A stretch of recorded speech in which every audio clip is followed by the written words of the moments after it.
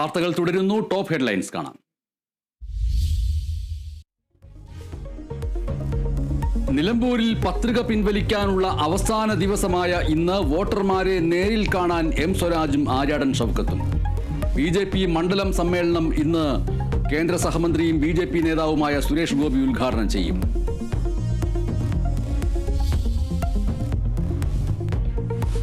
തൃശൂർ പടിയൂർ ഇരട്ടക്കൊലപാതകത്തിൽ രേഖയുടെ ഭർത്താവ് പ്രേംകുമാറിനായി വ്യാപക തെരച്ചിൽ.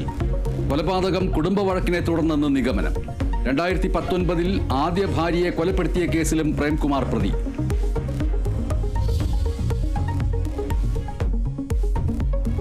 GST 3 സ്ലാബുകളിലായി ചുരുക്കാൻ കേന്ദ്ര സർക്കാർ. നിലവിലെ 12% നിരക്ക് എടുത്തു കളയുന്നത് ചർച്ച ചെയ്യും. പല ഉൽപ്പന്നങ്ങളുടെയും വില കുറയുമെന്ന് വിലയിരുത്തൽ. ചില സേവനങ്ങളുടെ നിരക്ക് ഉയരാൻ സാധ്യത.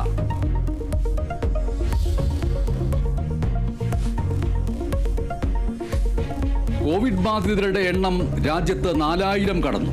ഐസൊലേഷൻ കിടക്കകളും വെന്റിലേറ്ററുകളും അടക്കം സജ്ജമാക്കാൻ കേന്ദ്ര നിർദ്ദേശം. തീവ്രത കുറഞ്ഞ വകഭേദമായതിനാൽ ആശങ്ക വേണ്ട എന്ന് ഇന്ത്യൻ മെഡിക്കൽ അസോസിയേഷൻ.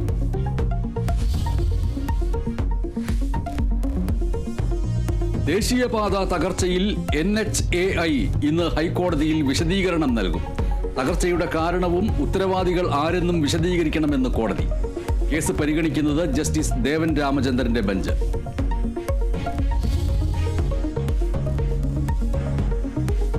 പേരുടെ ജീവനെടുത്ത IPL വിജയാഘോഷ ദുരന്തത്തിന് കാരണം ഗേറ്റുകളിലൂടെ ആളുകളെ കടത്തിവിട്ടതിലെ വീഴ്ച.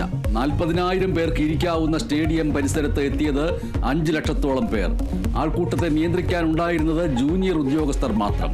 മജിസ്ട്രേറ്റ് തല അന്വേഷണം ഇന്ന് ആരംഭിക്കും. സർക്കാർ വീഴ്ചയെന്ന ആരോപണത്തിൽ ഉറച്ച പ്രതിപക്ഷം. IPL ഭരണസമിതിയോട് റിപ്പോർട്ട് തേടി BCCI.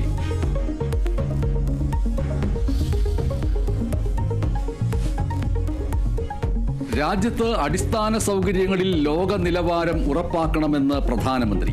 പദ്ധതികളുടെ ഗുണമേന്മയിൽ വിട്ടുവീഴ്ച പാടില്ല എന്ന് മന്ത്രിസഭാ യോഗത്തിൽ നിർദ്ദേശം. ഓപ്പറേഷൻ സിന്ദൂറിലൂടെ 20 മിനിറ്റിൽ ലോകം ഇന്ത്യയുടെ ശക്തി അറിഞ്ഞെന്ന് ആവർത്തിച്ച് മോദി.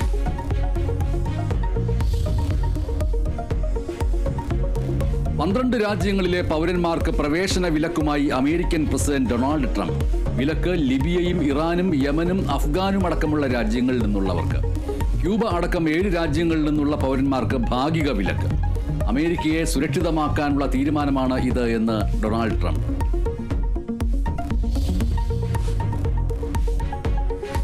ഹജ്ജിലെ ഏറ്റവും ശ്രേഷ്ഠമായതെന്ന് വിശ്വസിക്കപ്പെടുന്ന അറഫ ദിനം ഇന്ന്. 18 ലക്ഷത്തിലധികം തീർത്ഥാടകർ അറഫയിൽ സംഗമിക്കും. അടുത്ത ചൂട് കണക്കിലെടുത്ത് നിയന്ത്രണങ്ങൾ ഏർപ്പെടുത്തി.